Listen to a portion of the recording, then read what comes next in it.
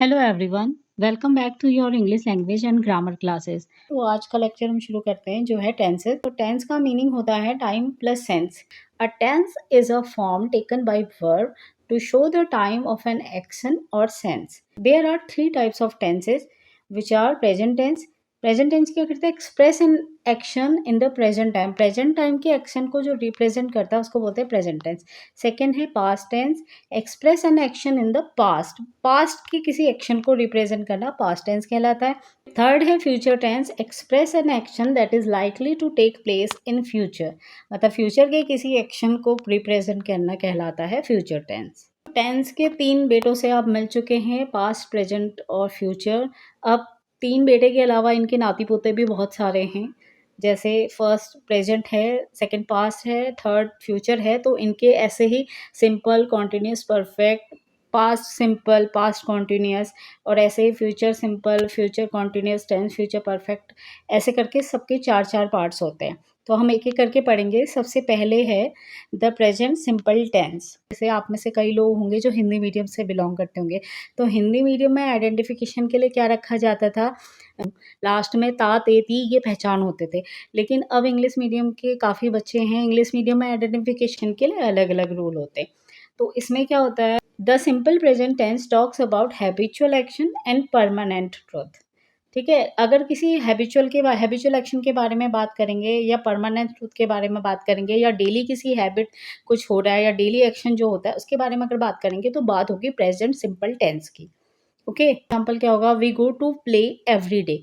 हम क्या करते हैं? खेलने के लिए डेली जाते हैं, मतलब रोज खेलने जाते हैं हम। तो ऐसे सेंटेंस को क्या बोलेंगे? ये है सिंपल प्रेजेंट टेंस। सेकेंड है the sun rises in the east. ये सन तो एक यूनिवर्सल ट्रूथ है, परमानेंट ट्रूथ है कि सन हमेशा राइजेज इन द ईस्ट, हमेशा ईस्ट से ही आता है। अगर हम बात करें इसका फॉर्मेशन की, तो with he, she, it and all other singular, जितने भी सिंगुलर हैं, ही, सी, इट और जितने भी सिंगुलर हैं, उनके साथ subject, original form of the word, और उसके साथ एस लास्ट में, एस या ई एस लग जाएगा वर्ब के लास्ट में। ठीक है, for example he goes to school. जैसे गो है, गो के पीछे से हमने ई एस या एस ऐड कर दिया। हाँ, सेकेंड है with I, we, you, they and all other plural subject. जितने भी आई, वी, यू, दे वाले सब्जेक्ट हैं और प्लूरल सब्जेक्ट हैं, उन सबके साथ subject plus original form of the verb, that's it, इतना ही आएगा। For example I go to play ground, मैं प्ले ग्राउंड जाता हूँ। आई के साथ सिर्फ गो आया है, ई एस नहीं आया है, क्योंकि ये प्लूरल फॉर्म है। Birds fly in the sky, birds plural है, birds fly in the sky, इसलिए फ्लाई आया है, सिर्फ सिंगल फॉर्म आई है, एस या ई एस नहीं लगा है। अब है प्रेजेंट कॉन्टिन्यूस टेंस। पहले तक क्या होता था? प्रेजेंट कॉन्टिन्यूस टेंस की पहचान हम कैसे करते थे? रहा है, रही है, रहे हैं कर। तो अब हमें कैसे पहचानना होता है? और काम कैसा है? Still going on at the time of speaking. Okay, for example I am watching television, I am watching television. अब वो टेलीविजन देख ही रहा है, मतलब जिस समय वो ये बात बोल रहा है कि आई एम वॉचिंग टेलीविजन, वो still going on their work. Okay, they are reading in the library, they are reading in the library. जब वो लाइब्रेरी में हैं और वो पढ़ रहे हैं, तो वो still going on their work. तो यहाँ पे होगा प्रेजेंट कॉन्टिन्यूस टेंस। नेक्स्ट है फॉर्मिंग प्रेजेंट कॉन्टिन्यूस टेंस। कैसे फॉर्म्ड होते हैं? Using a form of the verb to be and the present participle. Present participle का मतलब होता है वर्ब की फर्स्ट फॉर्म होगी और उसमें आईएनजी लगा देंगे। स्ट्रक्चर की बात हम करें तो subject is am are plus verb की फर्स्ट फॉर्म है आईएनजी। इज एम आर आता है अकॉर्डिंग देयर सब्जेक्ट्स। जैसे आई है, आई के साथ फॉर्मेशन हो, आई के साथ आएगी हेल्पिंग वर्ब एम, और ही, सी, इट के साथ आता है एस, और आर आता है दे, यू, वी आदि के साथ। Examples, I am eating lunch. Second, she is reading a book. They are playing football, वो फुटबॉल खेल रहे हैं। नेक्स्ट है present perfect tense. The present perfect tense tell us about action which have already been completed और have just been completed. Means काम जो अभी, about action which have already been, जो कंप्लीट हो गया है या फिर जस्ट अभी अभी फिनिश हुआ है। With the present perfect tense we often use words like already, just, yet and so on. Means किसी भी सेंटेंस में अगर ऑलरेडी होगा, जस्ट होगा, येट होगा, तो आप वैसे भी समझ सकते हैं कि इसमें प्रेजेंट परफेक्ट टेंस है। Example, I have just seen that film, I have already had my breakfast. मैंने अपना खाना फिनिश कर लिया है। आई हैव ऑलरेडी, जैसे ऑलरेडी आया है ऊपर वाले सेंटेंस में जस्ट आया है, तो इसको देख के आप समझ सकते हैं कि इसमें प्रेजेंट परफेक्ट टेंस है। फॉर्मिंग प्रेजेंट परफेक्ट टेंस, इसकी फॉर्मेशन कैसे होगी? The present perfect is formed using the auxiliary verb. Auxiliary verbs क्या होते हैं? हैव और हैज़ को ऑक्सिलरी वर्ब बोलते हैं। डिपेंडिंग ऑन द सब्जेक्ट, अब ये हैज़ और हैव कैसे आएंगे? Depending on the subject. Depending on the subject means जैसे आई है, आई के साथ यूज होगा हैव, ऐसे ही दे के साथ भी यूज होगा हैव, लेकिन हैज किसके साथ यूज होगा? शी और ही और सिंगुलर फॉर्म के साथ हैज़ यूज होगा और प्लूरल फॉर्म के साथ हैव यूज होगा। स्ट्रक्चर है सब्जेक्ट प्लस हैव है plus past participle. Past participle का मतलब होता है वर्ब की थर्ड फॉर्म। एग्जाम्पल देख लेंगे। एग्जाम्पल है आई हैव ईटन, मैं खा चुका हूँ। शी हैज़ गॉन, वो जा चुकी है। दे हैव सीन, वे देख चुके हैं। इनके साथ हैव या हैज़ का यूज़ किया है। तो ऐसे वर्ड, ऐसे सेंटेंस को बोलते हैं या ऐसे टेंसेस को बोला जाता है परफेक्ट टेंस। नेक्स्ट है present perfect continuous tense.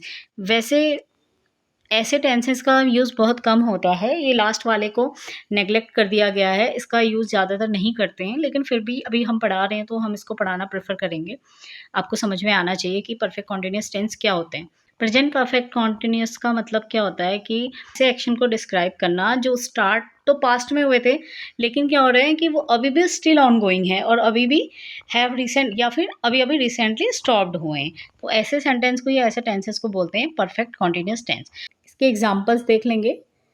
C has been waiting here since 5 o'clock। Been waiting, अभी भी वेट कर रही है, बट कब से कर रही है? पास्ट के टाइम से कर रही है। नेक्स्ट है they have been playing outside for hours.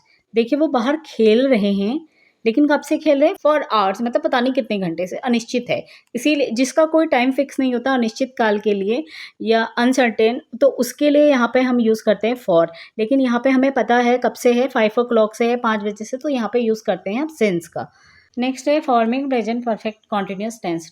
Perfect continuous tense का फॉर्मेशन कैसे होता है? इसमें क्या होता है, जो प्रेजेंट परफेक्ट कॉन्टिन्यूस होता है उसका यूज़ टाइम एक्सप्रेशन के लिए किया जाता है, जैसे for, since, all morning, lately, recently etcetera का subject plus have, has been plus verb ING. Have और हैज़ का यूज़ हम वैसे ही करेंगे जैसा हमने आपको परफेक्ट में बताया था कि आई, वी, यू, दे के साथ हैव का यूज़ होता है, बाकी ही, सी, इट और सिंगुलर के साथ हैज़ का यूज़ होता है।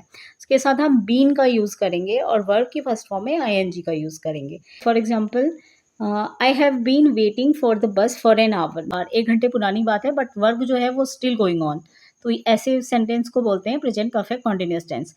सेकेंड है she has been working for on her project all day. All day है, ऑल डे का यूज़ जहाँ पे होता है वहाँ पे भी परफेक्ट कॉन्टिन्यूस आता है प्रेजेंट का। अपना काम कर रही on her project all day, मतलब वो अपना वर्क करते रहती है सारा दिन, पूरा दिन, ऑल डे, हर प्रोजेक्ट। थर्ड है it has been raining so the ground is wait.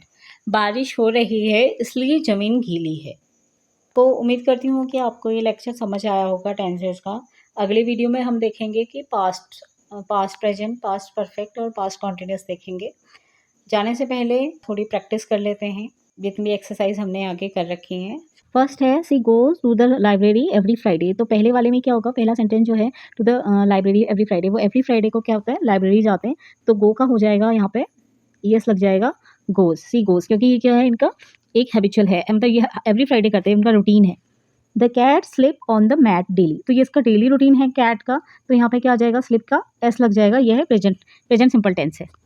Third है we eat pizza on Saturday, तो यहाँ पे वी ईट ही रहेगा, क्योंकि हर सैटरडे है, इनका हैबिचुअल रूटीन है, वीकली रूटीन है, तो यहाँ पे ईट ही आएगा, यहाँ पे प्रेजेंट सिंपल टेंस होगा, तो वी के साथ ईट आएगा, क्योंकि ये प्लूरल फॉर्म, प्लूरल है, सब्जेक्ट जो है वो प्लूरल है, वी है, वी के साथ वर्ब की फर्स्ट फॉर्म में एस नहीं लगता है, वी के साथ ईट ही आएगा, एज इट इज़ आएगा, तो ये हो जाएगा we eat pizza on Saturday. Fourth है I like to read books, तो आई के साथ क्या होता है, वर्ब की first form as it is लिखी जाती है प्रेजेंट सिंपल टेंस में, क्योंकि ये I like to read books कह रहा है, तो बुक्स पढ़ना इसकी क्या है, हॉबी है, तो यहाँ पे प्रेजेंट सिंपल टेंस होगा I like to read books, तो ये क्या होगा, सेंटेंस एज इट इज़ आएगा, यहाँ पे लाइक ही रहेगा, जैसे यहाँ ऊपर वाले सेंटेंस में वी ईट था। नेक्स्ट है, देखिए यहाँ पे ब्रैकेट में आईएनजी लगाया हुआ है वर्ब में, तो हमको हेल्पिंग वर्ब बतानी है, तो यहाँ पे किसके साथ कौन सी हेल्पिंग वर्ब आएगी, आई गोइंग लिखा हुआ है, तो यहाँ पे वर्ब आएगा, लेकिन वर्ब से पहले हेल्पिंग वर्ब आएगी। आई के साथ मैंने आपको बताया था कि एम हेल्पिंग वर्ब आती है, I am I am going to watch a movie, going यहाँ पे आ जाएगा एम के बाद।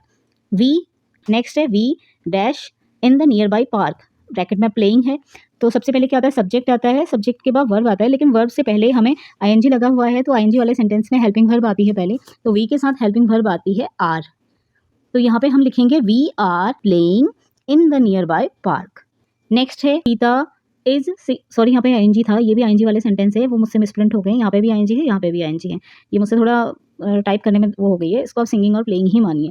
तो नेक्स्ट है रीता इज, रीता के साथ क्या होगा, सिंगुलर फॉर्म है, सिंगुलर फॉर्म के साथ हमेशा इज आता है, एक पर्सन है, रीता इज SING सिंगिंग, इसके पीछे ING लगा देंगे, Rita is singing at the function, Rita is singing at the function. Next है चिल्ड्रन, देखिए चिल्ड्रन है, चाइल्ड का जो प्लूरल फॉर्म होता है वो चिल्ड्रन होता है, चाइल्ड सिंगुलर फॉर्म है और चिल्ड्रन प्लूरल फॉर्म है, तो चिल्ड्रन आर प्लेइंग बेसबॉल, क्या होगा, फिर से रिपीट कर रही हूँ, चिल्ड्रन आर प्लेइंग बेसबॉल, यहाँ पे प्ले के पीछे से क्या लगा देंगे हम, ING आर। देखिए आपको ये समझना होगा कि कैसे सब्जेक्ट होता है, सब्जेक्ट के बाद फिर वर्ब आते हैं और वर्ब के बाद फिर ऑब्जेक्ट आते हैं, लेकिन किसी किसी केसेस में क्या होता है कि सब्जेक्ट और वर्ब के बीच में कभी कभी हेल्पिंग वर्ब भी आ जाती हैं, जैसे is am are, has, have, तो ये चीज़ें आपको टेंस के अकॉर्डिंग समझने की जरूरत है कि कहाँ पे हैज़ हैव आएगा, कहाँ पे इज एम आर आएंगे। देखिए ING वाले जितने भी सेंटेंसेस होते हैं उनको कॉन्टिन्यूस टेंस बोला जाता है, तो कॉन्टिन्यूस भले ही वो पास्ट कॉन्टिन्यूस हो, फ्यूचर कॉन्टिन्यूस हो या फिर प्रेजेंट कॉन्टिन्यूस हो, ING सभी में आता है, तो कॉन्टिन्यूस की एक तरीके से पहचान क्या होगी कि ING होगा, तो जहाँ भी ING होगा वहाँ पे हेल्पिंग वर्ब हमेशा इज, एम और आर रहेगी, पास्ट में है तो वॉज और वर रहेगी, ओके, फ्यूचर है तो फिर वहाँ पे विल आ जाएगा, बट हेल्पिंग वर्ब उसमें रहेगी। ऐसे ही जो प्रेजेंट परफेक्ट वाले हैं या पास्ट परफेक्ट वाले हैं वहाँ हैज़ और हैव, और जो पास्ट वाले हैं उसमें हेल्पिंग वर्ब हैड रहती है। नेक्स्ट है Parvati invited all their friends for today's party, देखिए इनवाइटेड है वो कैसा है, लेकिन आज की पार्टी कब की है, देखिए सेंटेंस देख के आपको समझ में आ रहा होगा कि इसने इनवाइटेड किया है, पास्ट में काम हो चुका है, ऑल देयर फ्रेंड्स, मतलब बट पार्टी कब है, पार्टी आज रात की है, लेकिन उसने पास्ट में इनवाइट कर दिया है, तो यहाँ पे ऐसे सेंटेंस को बोलते हैं प्रेजेंट परफेक्ट टेंस। तो यहाँ पे क्या आएगा, पार्वती के बाद आएगा पार्वती हैज़, सिंगल है, single form, sorry singular person है, तो सिंगुलर फॉर्म, सिंगुलर पर्सन के लिए हमेशा हैज़ यूज़ होता है, Parvati has invited all their friends for today's party. Next है they buy a 2 BHK flat, उन्होंने क्या खरीदा है, they buy a 2 BHK flat, लेकिन यहाँ क्या होगा, तो यहाँ पे हो जाएगा they have bought, BOUGHT, they have bought a 2 BHK flat, ये बाय की सेकेंड फॉर्म होती है बॉट।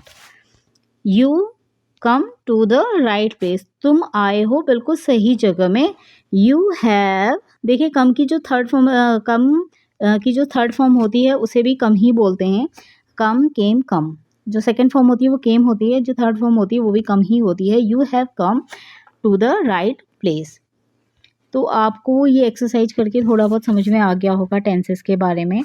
इसी के साथ आज का लेक्चर ख़त्म करते हैं। उम्मीद करती हूँ कि आपको लेक्चर पसंद आया होगा। Thank you so much.